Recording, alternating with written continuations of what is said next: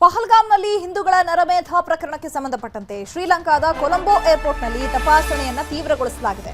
ಉಗ್ರರ ಬಗ್ಗೆ ಸುಳಿವು ಸಿಕ್ಕಂತಹ ಹಿನ್ನೆಲೆ ಏರ್ಪೋರ್ಟ್ನಲ್ಲಿ ತಪಾಸಣೆಯನ್ನು ಮಾಡಲಾಗ್ತಾ ಇದೆ.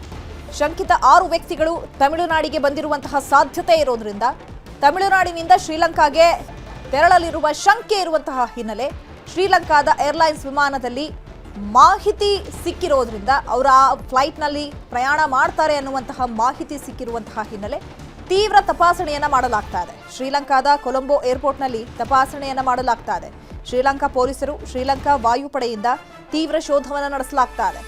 ಪಹಲ್ಗಾಮ್ನಲ್ಲಿ ಹಿಂದೂಗಳ ನರಮೇಧ ಪ್ರಕರಣಕ್ಕೆ ಸಂಬಂಧಪಟ್ಟಂತೆ ಶ್ರೀಲಂಕಾದ ಕೊಲಂಬೋ ಏರ್ಪೋರ್ಟ್ನಲ್ಲಿ ತಪಾಸಣೆಗೆ ತೀವ್ರ ಗತಿಯಲ್ಲಿ ಸಾಗ್ತಾ ಇರುವಂಥದ್ದು ತಪಾಸಣೆ. ಉಗ್ರರ ಬಗ್ಗೆ ಸುಳಿವು ಸಿಕ್ಕಿರುವಂತಹ ಹಿನ್ನೆಲೆ ಏರ್ಪೋರ್ಟ್ನಲ್ಲಿ ತಪಾಸಣೆಯನ್ನ ಮಾಡಲಾಗ್ತಾ ಇದೆ.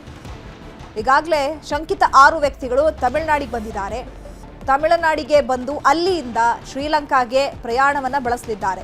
ಹೀಗಾಗಿ ಶ್ರೀಲಂಕಾದ ಏರ್ಲೈನ್ಸ್ ವಿಮಾನದಲ್ಲಿ ತೆರಳ್ತಾ ಇದ್ದಾರೆ ಅನ್ನುವಂತಹ ಮಾಹಿತಿಯನ್ನ ಖಚಿತಪಡಿಸಿಕೊಂಡಂತಹ ಅಧಿಕಾರಿಗಳು ಶ್ರೀಲಂಕಾದ ಕೊಲಂಬೋ ಏರ್ಪೋರ್ಟ್ನಲ್ಲಿ ತಪಾಸಣೆಯನ್ನ ಮಾಡ್ತಾ ಇದ್ದಾರೆ. ಶ್ರೀಲಂಕಾ ಪೊಲೀಸರು ಜೊತೆಗೆ ಶ್ರೀಲಂಕಾ ವಾಯುಪಡೆಯಿಂದ ಶೋಧ ಕಾರ್ಯ ನಡೀತಾ ಇದೆ.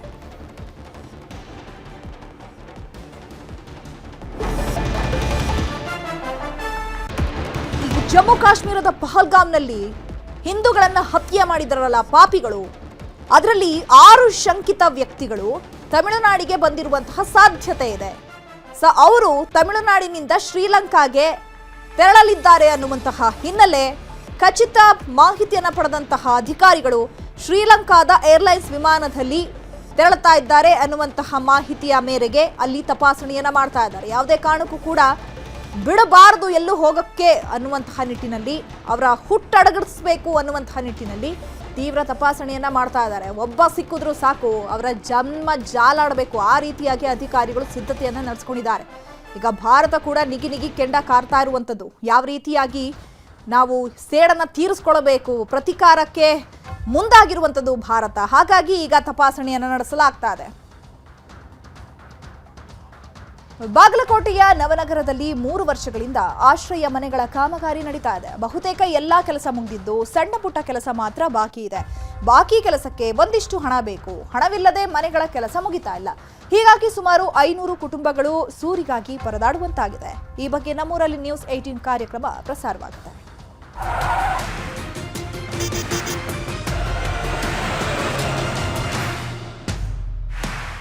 ನಿಮ್ಮ ಮನೆ ಬಾಗಿಲಿಗೆ ನ್ಯೂಸ್ 18 ಕನ್ನಡ ಬಂದಿದೆ. ನಿಮ್ಮ ಸಮಸ್ಯೆಗಳಿಗೆ ಧ್ವನಿಯಾಗಲು, ನಿಮ್ಮ ಸಮಸ್ಯೆಯನ್ನು ಕೇಳಲು, ಆಡಳಿತ ನಡೆಸುವವರ ಗಮನವನ್ನು ನಿಮ್ಮತ್ತ ಸೆಳೆಯಲು, ನಿಮ್ಮ ಸಮಸ್ಯೆಗಳಿಗೆ ಪರಿಹಾರವನ್ನು ಹುಡುಕಲು, ಆ ಮೂಲಕ ನಿಮ್ಮೂರಲ್ಲಾಗಬೇಕಾದ ಬದಲಾವಣೆಯನ್ನು, ಅಭಿವೃದ್ಧಿಯನ್ನು, ಸಮಸ್ಯೆಗಳಿಗೆ ಪರಿಹಾರವನ್ನು ಖಾತ್ರಿಪಡಿಸೋದಕ್ಕೆ ನಾವು ಬಂದಿದ್ದೇವೆ. ಇದೇ ಹೊತ್ತಿನ ವಿಶೇಷ ನಮ್ಮೂರಲ್ಲಿ ನ್ಯೂಸ್ 18. ನಾನು ಆಶಿಕ್ ಮುಲ್ಕಿ.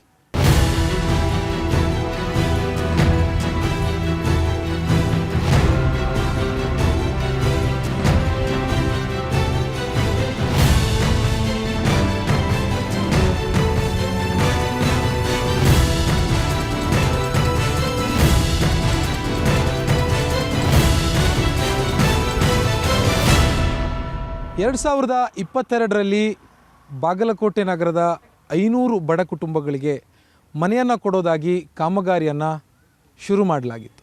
ಆದರೆ ಇದುವರೆಗೂ ಕೂಡ ಕಾಮಗಾರಿ ಮುಗ್ದಿಲ್ಲ. 500 ಕುಟುಂಬಗಳಿಗೆ ಮನೆ ಸಿಕ್ಕಿಲ್ಲ.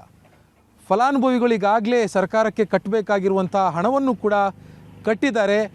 ಇದುವರೆಗೂ 3 ವರ್ಷಗಳಾಗಿದ್ದರೂ ಕೂಡ ನನ್ನ ಹಿಂಭಾಗದಲ್ಲಿ ನೀವೇನು ನೋಡ್ತಾ ಇದ್ದೀರಿ, ಆಶ್ರಯ ಯೋಜನೆ ಅಡಿಯಲ್ಲಿ ನಿರ್ಮಾಣ ಆಗ್ತಾ ಇರುವಂಥ ಮನೆಗಳು ಇದುವರೆಗೂ ಕೂಡ ಕಾಮಗಾರಿ ಪೂರ್ಣಗೊಳಿಸಿ ಫಲಾನುಭವಿಗಳ ಕೈಗೆ ಇದರ ಮನೆಯನ್ನು ಹಸ್ತಾಂತರ ಮಾಡೋದಕ್ಕೆ ಜಿಲ್ಲಾಡಳಿತ ಮತ್ತು ಸರ್ಕಾರದ ಜನಪ್ರತಿನಿಧಿಗಳು ವಿಫಲರಾಗಿರುವಂಥದ್ದು. ಈಗ ನನ್ನ ಜೊತೆಗೆ ಫಲಾನುಭವಿಗಳಿದ್ದಾರೆ, ಅವ್ರನ್ನ ಮಾತಾಡ್ಸೋಣ.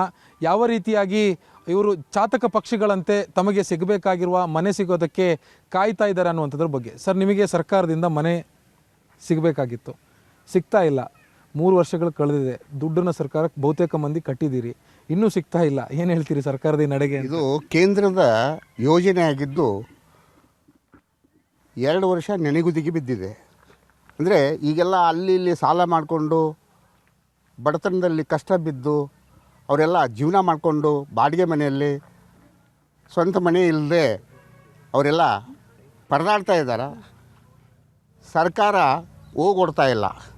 ಎಷ್ಟೇ ಕೇಳಿದ್ರೂ ಹೋಗಿ ಭೇಟಿ ಆದ್ರೂ ಸಹಿತ ಹೋಗೊಡ್ತಾ ಇಲ್ಲ.